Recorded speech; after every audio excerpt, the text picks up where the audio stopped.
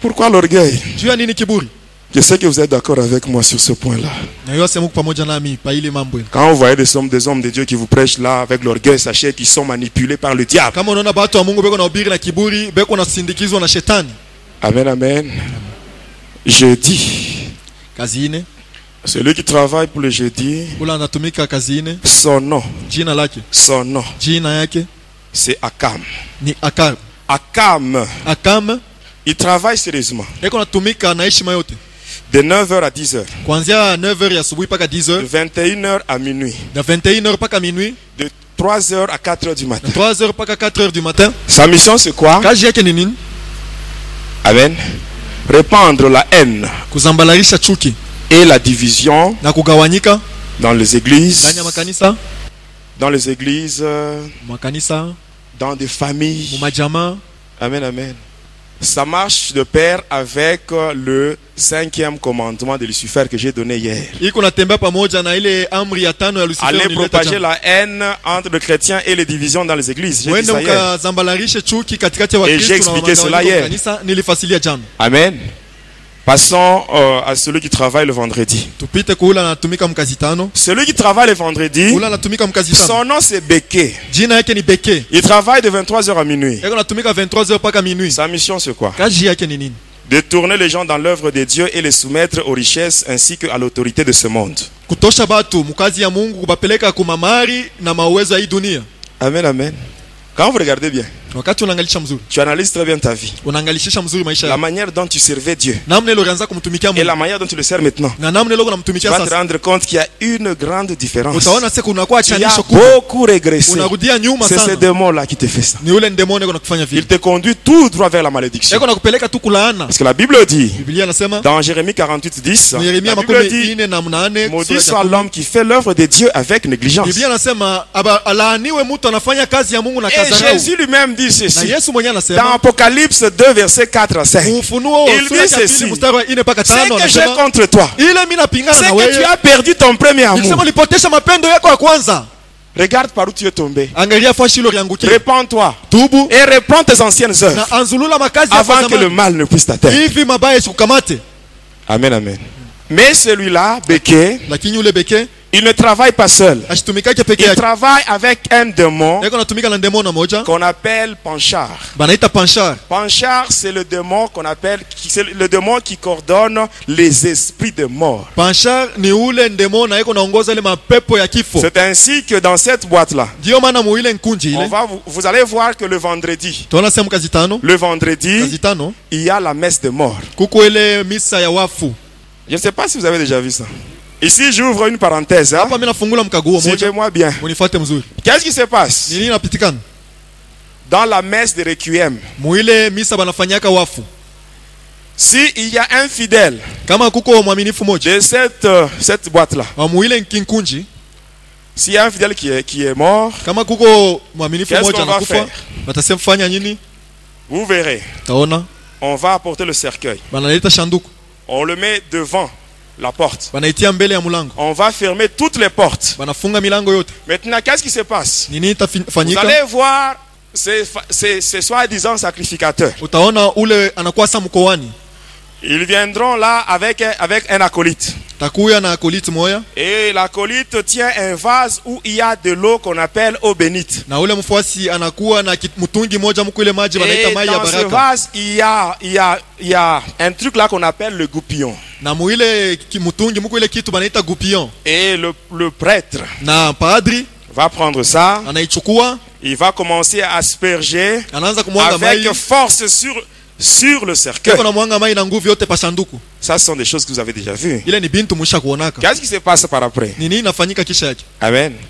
À la fin, vous allez comprendre pourquoi le prêtre il asperge avec force sur le cercueil. Et ce n'est qu'après on va ouvrir la porte et les gens vont entrer, même le cercueil, et la messe va commencer. À un certain moment, vous allez voir le prêtre, il va dire ceci. Quand il dit, souvent on chante, il va chanter comme suit. Il va dire ceci: Le mystère de la foi. Il va dire ça. En Swahili, on dit simplement Dilo Fumbo la Imani. Amen. Hein? Amen. Et à ce moment-là, vous le verrez, il va prendre l'ascensoir. Il va commencer maintenant à contenir le cercueil. Et vous verrez, le cercueil sera maintenant dans la fumée. Et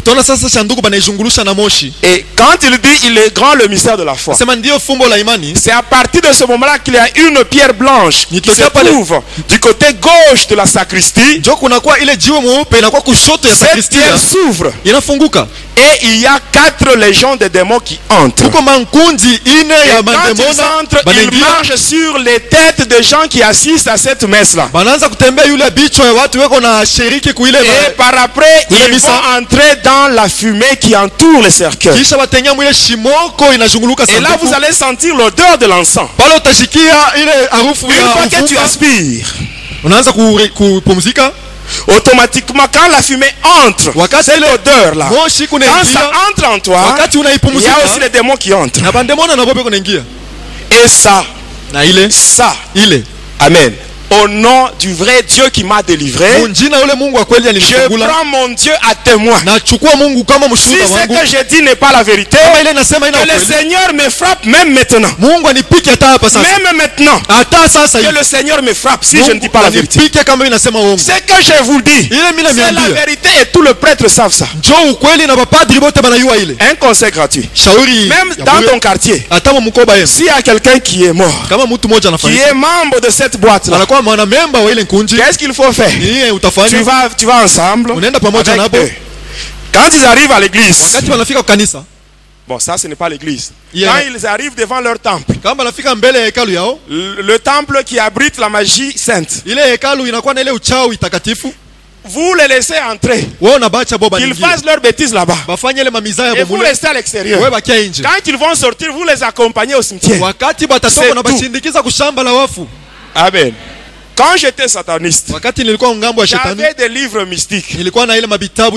J'avais la Bible Taube, la Bible de Jérusalem. Je vous expliquerai comment est-ce qu'on utilise le livre deutérocanonique ou les livres apocryphes. On les transforme en prières mystiques. Le vrai canon biblique comporte 66 livres. Le livre qu'on ajoute, Siracide, Esther grec, Daniel grec, Maccabée. Ces livres-là, les livres apocryphes, les livres deutérocanoniques, ce sont des livres ajoutés par le diable. J'avais le 6e et le 7e livre de Moïse. Or, quand nous prenons la Bible, nous voyons le Pentateuque. C'est-à-dire, nous voyons les 5 premiers livres de la Bible. Ce sont ces 5 premiers livres qui sont attribués à Moïse. Là, nous avons Genèse, Exode, Lévitique, Nombre et Deutéronome. Ce sont les 5 livres attribués à Moïse. Mais dans le satanisme, il y a le 6e et le 7e livre de Moïse. Et qu'est-ce qui se passe par après? J'avais un livre où c'était écrit incantation. Et quand on lit ce livre-là, j'avais même des grimoires. J'avais le grimoire Pentacle de Saint-Pierre, grimoire Pentacle de Saint-Jean-Baptiste, grimoire Pentacle du roi Salomon, grimoire Pentacle de Pie XII. J'avais ces livres-là. Et quand vous lisez le grimoire, vers la fin, c'est écrit ceci: tout prêtre est magicien. Je vous dis vrai. Tout prêtre est magicien. Vous voulez la preuve? Vous voulez la preuve? Vous allez au cimetière. Vous voyez un magicien, hein? Il arrive sur une tombe. Dans la tombe, amen, il y a des ossements. Le magicien arrive là. Il prend 2 bougies. Il met là-bas. Il commence à faire des incantations. Et quand vous le voyez comme ça, vous allez dire ça, c'est un magicien. N'est-ce pas? Vous arrivez dans cette boîte là. Vous allez voir. Là devant, sur l'autel. Quand ces fameux prêtres-là, quand ils quittent la sacristie, il vient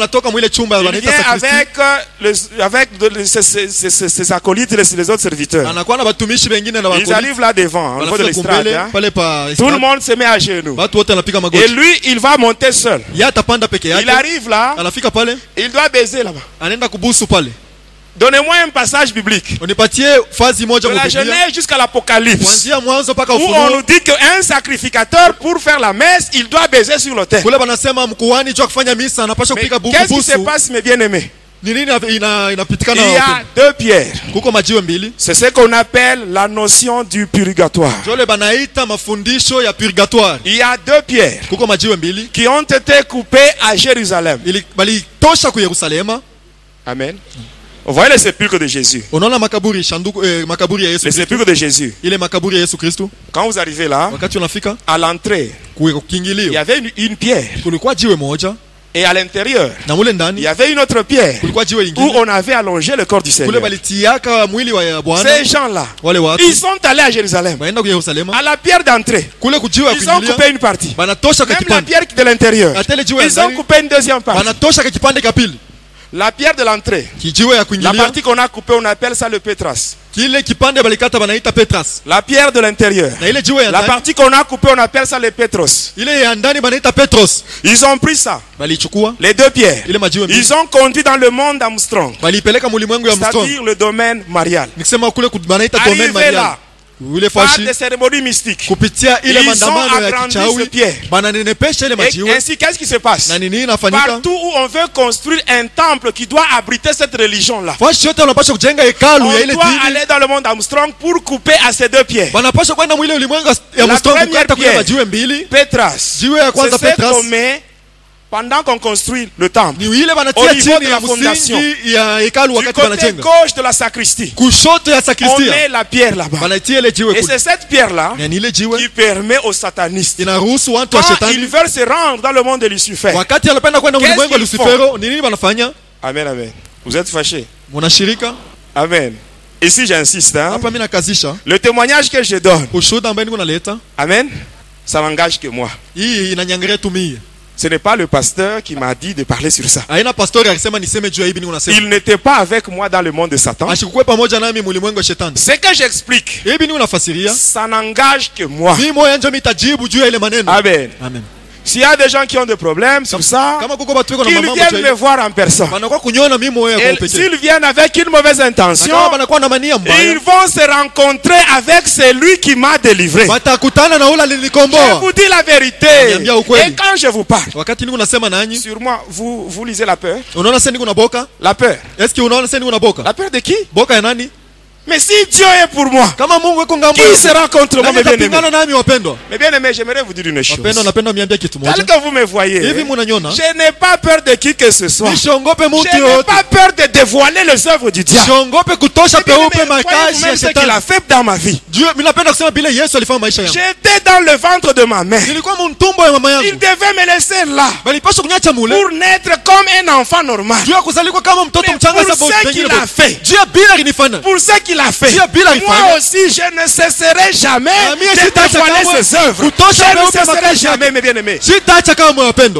S'il faut me tuer, qu'on vienne me tuer, j'irai tout droit vers Jésus dans le lieu de repos. C'est simple.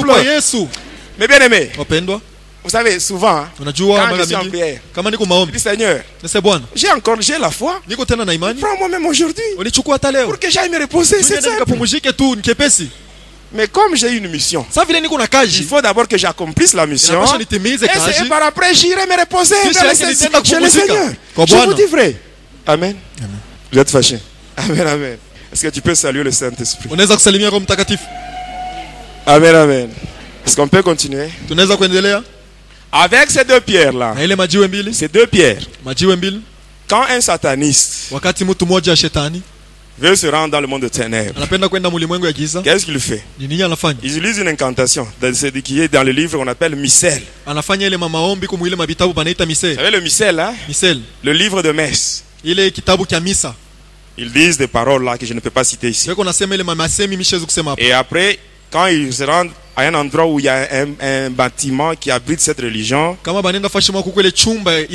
il peut seulement tourner 3 fois.